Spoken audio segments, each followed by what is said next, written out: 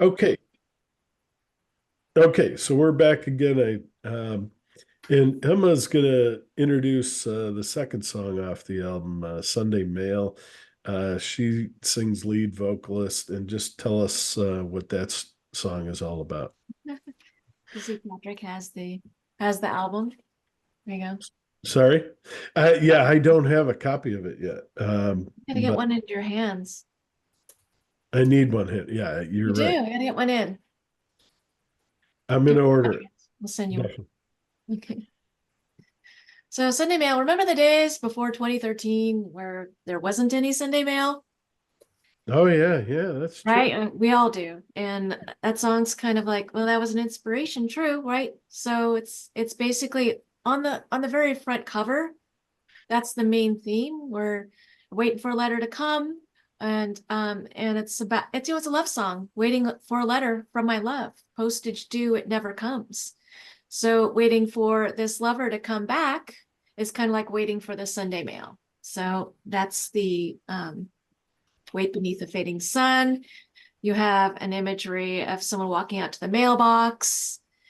And one of my favorite movies, Practical Magic, there's a scene up at Oh the yeah, mountain. Do you remember that scene yeah, where there's a ring around the moon, trouble to come, and she walks out to this old um, cast iron mailbox that has been forged like in the late 1880s or whatnot, and she lifts the the metal latch, kind of like those old locks, those marine locks that has a latch on it. I used to have one of those. yeah, yeah, And then she slides that letter in and she's sitting there and she's just looking at the moon, like yeah. postage due and never comes. So that's kind of the imagery that kind of goes with them. And feel all hope just disappear. It kind of reminded me, not the same kind of music, but like Mr. Postman from the 60s. I think that was um, Motown era. And then I think maybe I'm wrong name, but Linda Ronstadt had a Oh song, yeah. I something remember about mail. Um, just singing her songs on the radio when I was a kid. yeah, Mhm. very good. Anything you want to add, Patrick? No, yeah, great tune that Emma wrote. Great.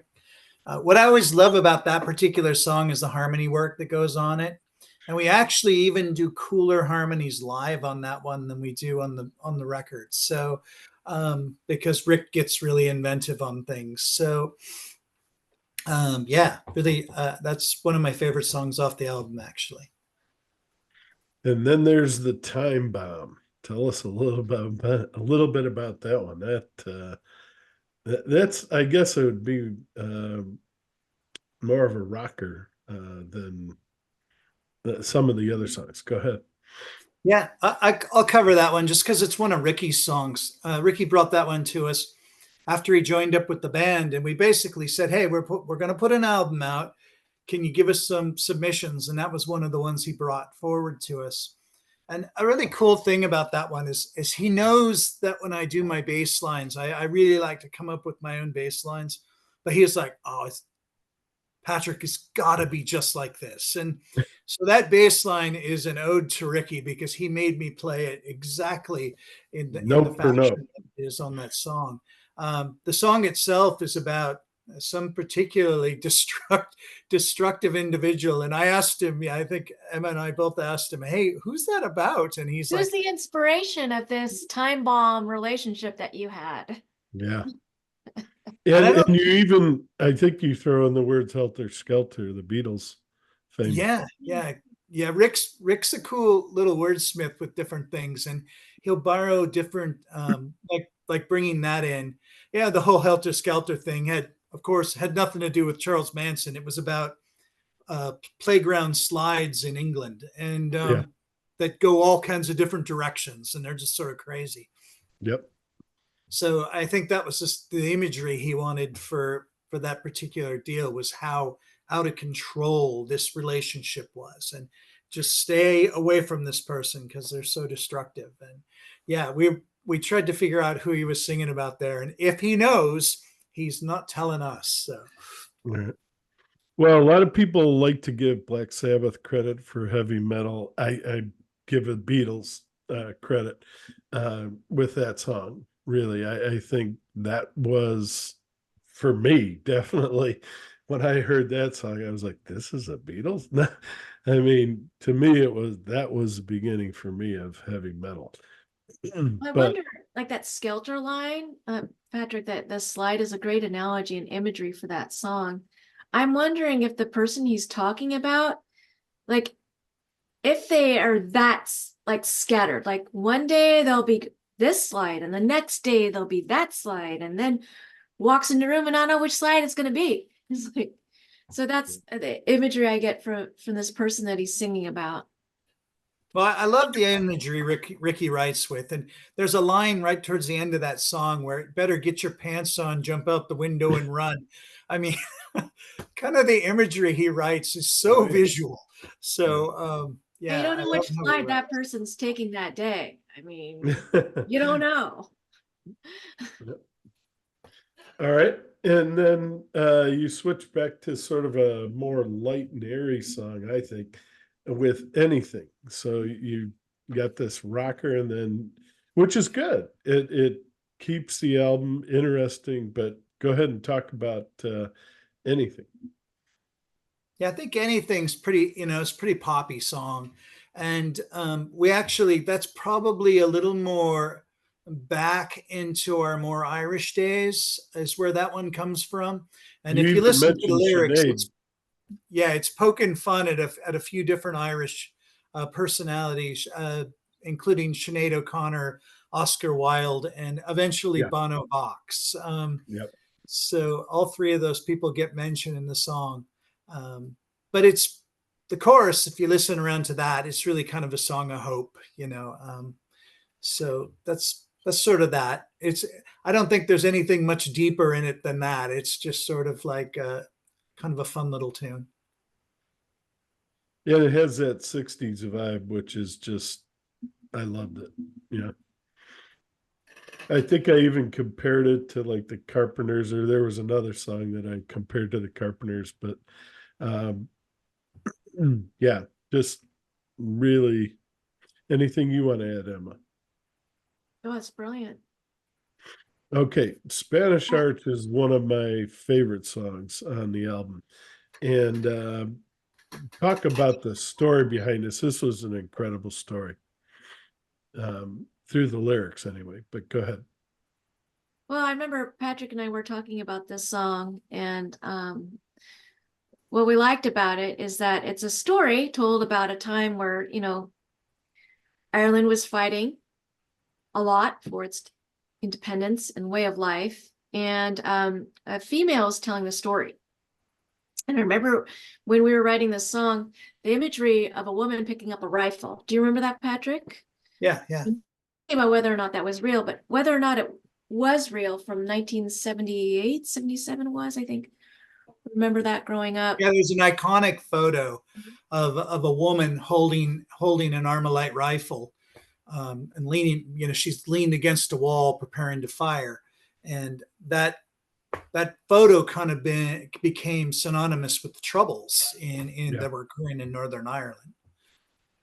And I'm sorry, Emma, continue. No, please go ahead, because I remember we were writing this together. It's like it's very rare that we'll like Ricky pen Have this time. song, or you know what I mean, or Patrick pen this song, or Emma pen this song, because what happens is we come up with a concept, we'll bounce tracks back and forth, and so it's like clay, we make it into ours. It becomes our tune. So if you look at the Spanish Arch on Google, you'll see it almost looks like a portal. I think Yeah. in And I Ireland did. they have a lot of around portals, about fairy lore. And if you look at it, it's like you could see them sneaking in these armor and the shields of darkness or fog, and quietly rowing through the water. So I don't know if you've ever put an oar in the water to try not to make a sound. Yeah. Yeah. It's very difficult. Why do I know that? I don't know. When I was a kid, I mean, I grew up around water. But anyway, you have to turn the oar and then slice it back. You got to turn the oar and slice it through the water and then bring it back. And you can imagine them laying low in the boats doing this. Yeah. And the suspense of it all, and you look at that and you vision it, and you could almost smell it. You know Yeah. what I mean? So it's a very visceral tune. A lot of the stories that we tell are visceral. They have a lot of imagery. They have a lot of tangible things about it. So our writing's very tangible. I mean, it has a Yes. lot of sensational types of things in it that can transport you into that setting. And history. Yeah. Mhm.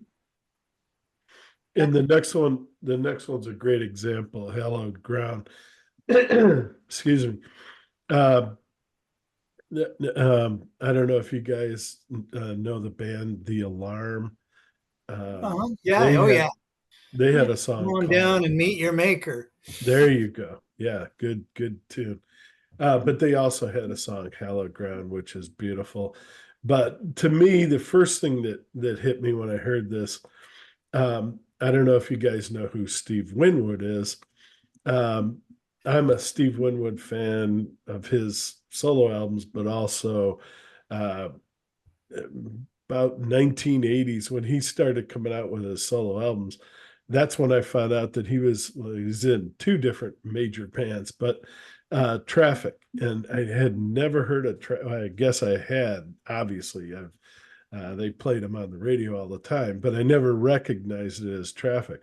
Well, I went out and started buying Traffic albums, and they have a song called Holy Ground, written by Steve, I'm sure, uh, which is excellent. But tell us about your song. Enough about everyone else's, but it's a fantastic thing to write about, and you guys did a fantastic job as well.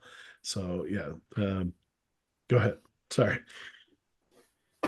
Yeah, goodness. I can't even recall the frame of mind I was in when we wrote this one up. Well, it started with that bass line, I think. Were we, remember we were talking about the song that kind of reminded you of Nights in White Satin that we wrote, Oh yeah. that feeling of oh, it.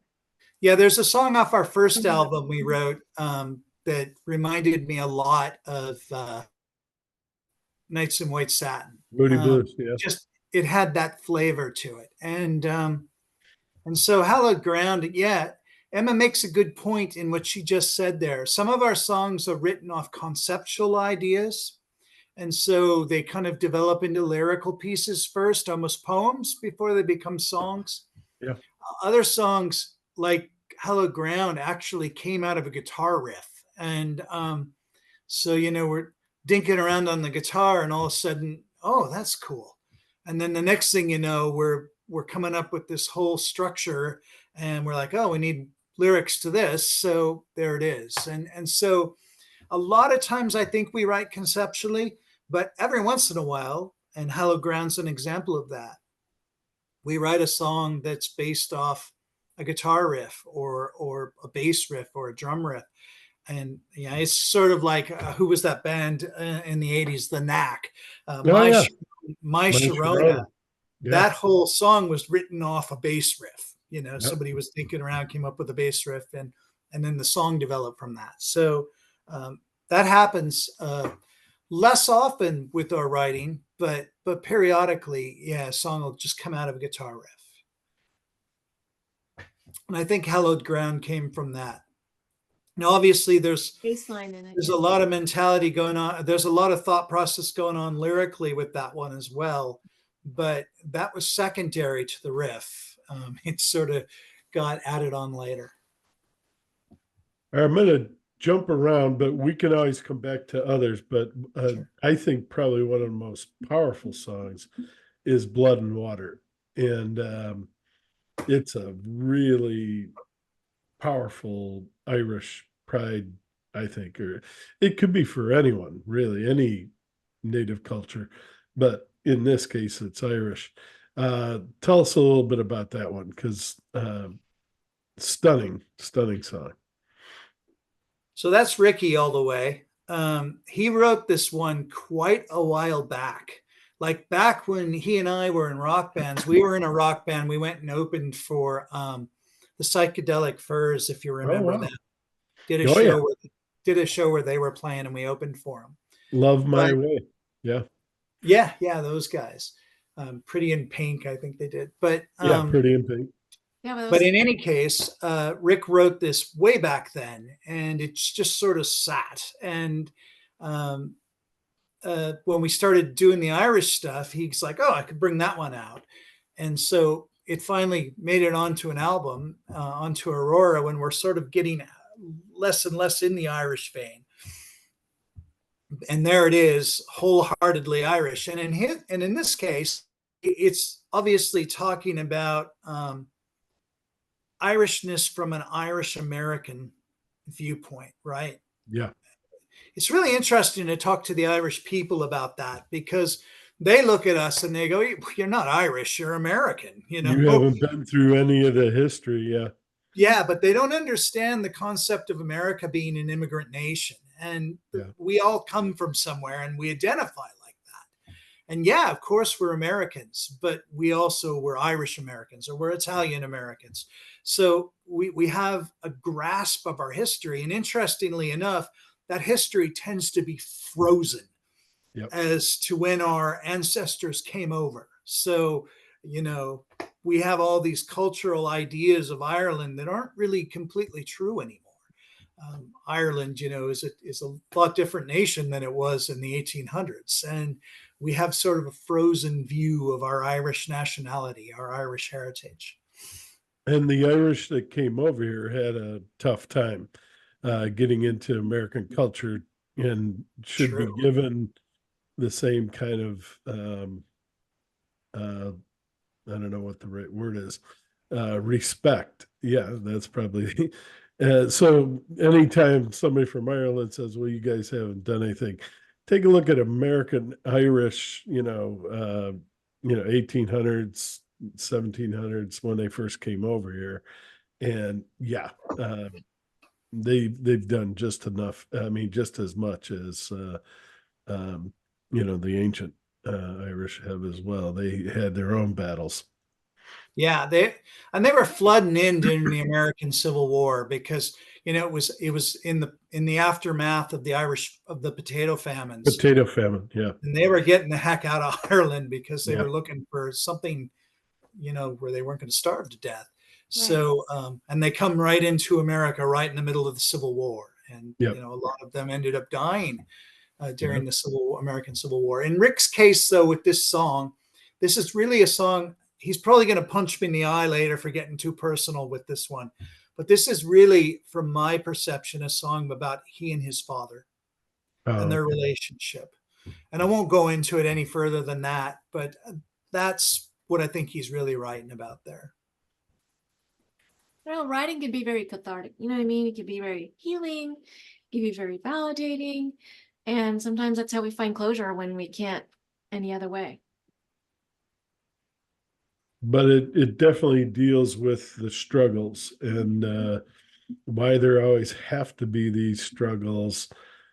No one can answer that, I guess. But that, blood runs thicker than water. So you got to keep fighting. You can't never surrender, and Hey, Emma, what's that new instrument you just picked up not too long ago? The droney thing. I forget the name of it.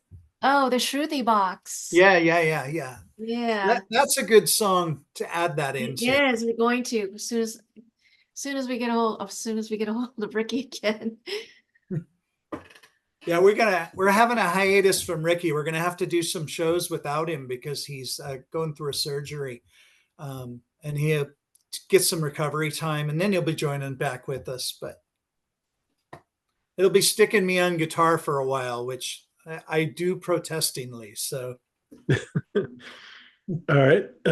Speaking of blood, What Put the Blood is a song, I guess it's a much sadder song. And I think you wrote this, Emma. I know did. you sing it. This one took a while to write. It took like a couple years, 2 years, and the words and the story came quicker than the melody. And like Patrick's mentioned, like the melody, I was waiting for it and it came on the ukulele, just dinking around, right? That Yep. ascending riff that you hear in there. It was written on ukulele. I have a baritone ukulele that's very much like a guitar. Yeah. And so the storyline, I originally wrote it with Ricky in mind. I thought maybe he'd sing it. And I wrote it in the mindset of a couple that was not traditional back in the 1800s. And what would that be like? It's got a lot more verses. And like Ricky, sometimes I go along with the verses. Like I have like 8 verses in there originally. I think what Patrick, we whittled it down to 4. Just the minimum amount to tell the story. Now, Patrick's the most efficient and razor sharp songwriter I've ever had the pleasure to work with, because Wow. it's like he knows exactly where to cut that machete. He knows exactly where the hooks are.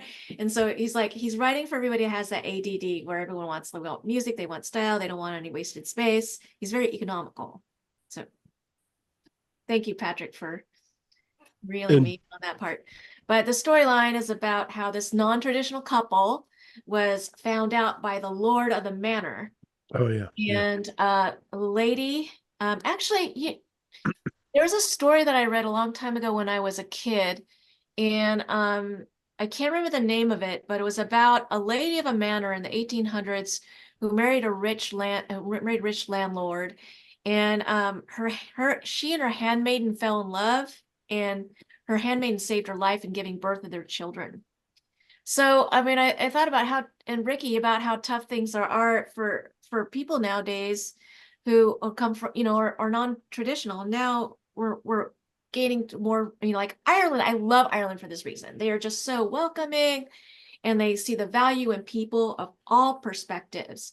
And it's a wealth. That's another reason I think why we gravitate towards Ireland, because of that richness and culture, and that understanding, and that they've transcended, really. So this song's about how he tried to blackmail them. Yeah. And that wasn't happening. So No. the handmaiden essentially kills him. Yeah. And as she's disposing of the murder scene, guess who finds her out? Oh boy. Right? And then so now she, instead of a prisoner of one, she's a prisoner of the other. Yeah.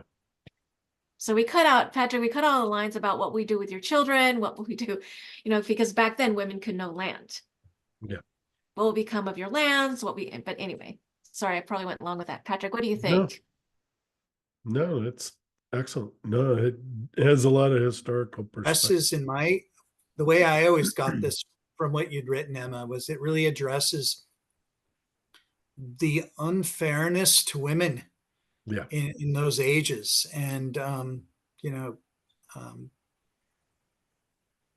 it's a fairly dark song in the sense of how it addresses that. But there's some brilliant lines in it that she's written, where she talks about the well and the bucket falling into the well and never finding an end.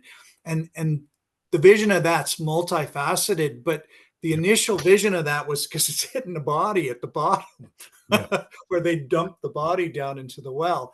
But there's so many more potential meanings from a line like that. So great line. Definitely. And then Pembroke, another great Irish folk song. And this one I think is Patrick's, or Oh yeah. you talk about that one. And it's a famous place in Ireland, but go ahead. Yeah, Pembroke's actually in England. England, I'm sorry. Yeah, right. so it's right on the travel route, on the ferry route from England to Ireland, and there's a ferry that runs between Pembroke and Rosslare in Ireland, that goes back and forth all the time across the Irish Sea. The song itself, we always introduce this when we play it live, is here's a nice a nice little Irish travel piece, but it's really got a dark message in it. The song itself is actually about the IRA bombing campaign that occurred in England, and the IRA soldiers who were engaged in that, trying to get back to Ireland. And normally these folks would be, Northern Irish, which is the from the Irish perspective, from the Republican Irish perspective, and Republicans in Ireland are a much different thing than here. Yeah. But from the Republican perspective in Ireland, that's all of Northern Ireland's occupied, Yes. and is still at this point in time. Yeah. Even though there's relative peace there now, and there's still tension there, but there's Yeah. relative peace there now compared to what was going on during the Troubles. So that's really what the song's about. It's about the Troubles, and specifically about the bombing campaigns that occurred in England during the 80s and such. Yeah. I love how this song is written. If you don't mind me adding this, but Patrick, the song already reminds me of a Trojan horse song, where on the top layer it's, oh, we're getting a little travel piece. Hey, we're going to Pembroke, but then you delve deeper and you see what's inside, Yeah. and it's darker. So I like how this one's layered, and people like it. Like, we go to the pubs, we play it, they want to get out, they want to dance, and then you see a couple people like deeply listening once in a while going, you know what I mean? Yep. You know what you're talking about, you know what I mean? Definitely. So I like the layers that one has. It's very well written. It's always cool for us when we go play someplace and people get out and start dancing to our music. But the coolest places we play are little coffee shops. Yeah. Because those people sit and actually listen to your lyrics. Yes. And they'll come up and ask you questions They'll about it unpack it. afterwards, that is like more rewarding than anything, to have somebody's actually analyzing your lyrics. Because I guess that's what you write for, right? You write. Sure. That's why you're making music. Yeah, you want people to appreciate it. We're running out of time, so I want to just catch one more big one. And that's a closer, Cold, Cold Ground. Really, I think sums up everything at the end, and what Irish people and everyone is fighting for. And just, you tell me what you think about it, or what you meant to write when you wrote it. Do you want to try tackling that one, Emma? Well, It's sure. a Ricky song. It's a Ricky song. Okay. It's a Ricky song, and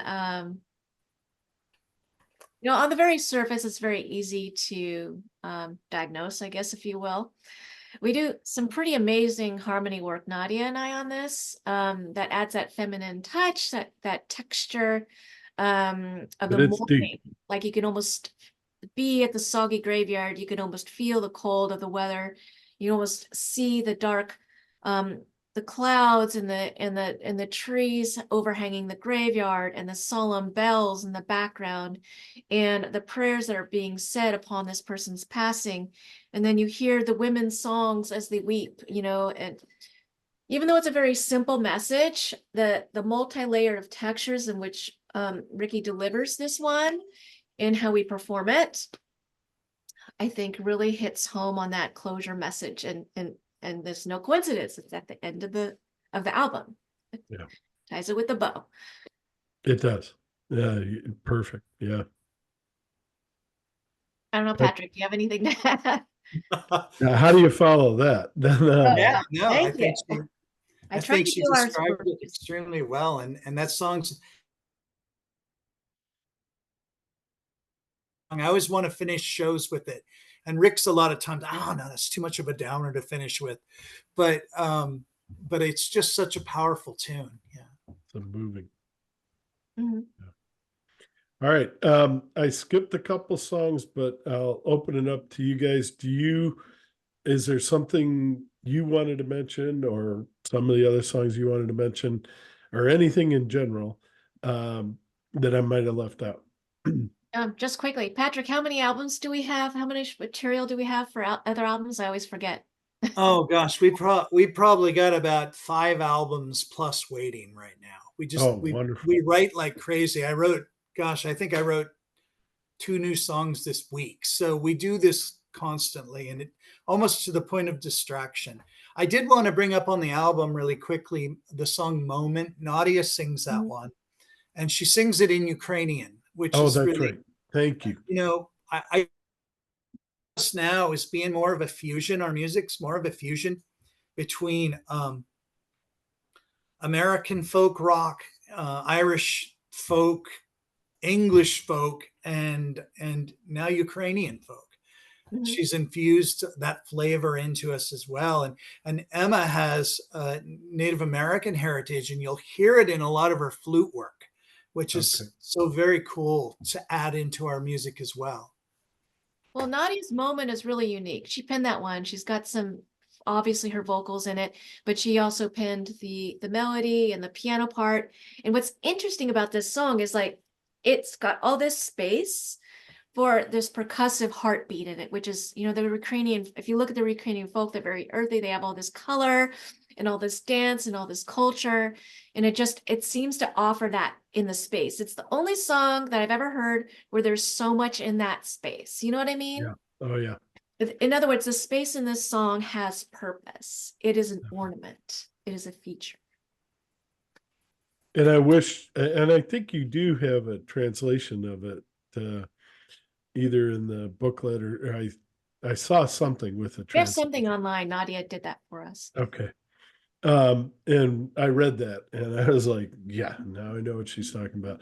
I mean, you could feel it in the music, but yeah, once you read it, you're like, oh my God. Can you This is- imagine writing lyrics that are Yeah. moving and relevant and pertinent and deliver that visceral message in two languages, not just one, Yeah. but two? Well I done, wanted Nadia. to say one more quick thing about Nadia Sure. as a musician. She is so much fun at live shows because, first off, she's an extremely fun person, but she hears everything. If we hit a wrong note or a wrong chord, you'll just see this very quiet, subtle little cringe out of her. I mean, she Oh my misses God. nothing. Just a superb musician. The rest of us are like, sorry, mom. That's Yeah, why we're that's like, gotta be tough. when we joke, like, we have only one real musician in the band. It's her. Yeah, the rest of us are all kind of rock and rollers, and then there's Oh, Nadia, who's actually a musician. right, yeah, right. Who had a job at it in an orchestra. So it's like, Well, hey, thank you both for taking all this time. thank you, Doc. This has been fantastic. Um, please, I know you guys, some of you people that are listening to me are in England or Europe, and you've never heard of this band. Give these guys a chance. It is a fantastic album. It's, as you can see, an amalgamation of a lot of different ideas, concepts, cultures, and you need to hear it. You really need to hear it. Give these guys a chance. I think you're going to be hearing a lot more of them. I'm going to do everything I can to spread the word, but please give these guys a chance. They really put a lot of effort into this, obviously, and they've got more coming, a lot more coming. I didn't even know you had that much coming. Just real quick, when do you think you would have a new album coming? I mean, not that we want to zip past this one, but it sounds like you're already working on the next. Oh, we're definitely working on the material. Okay. So we haven't started formally recording. And one thing we've kind of decided is to get a little more formal with our recording processes this next time around. So we haven't started that process yet, and we got to get Ricky back because he's such an integral part of things now. Everybody in this band, all four members, we have a drummer playing with us now too, but all four members of this band are so integral that we need everyone. So, yeah. All right. Well, thank you very much. I don't want to get cut off here. Thank you very much. And stay with me. I'm going to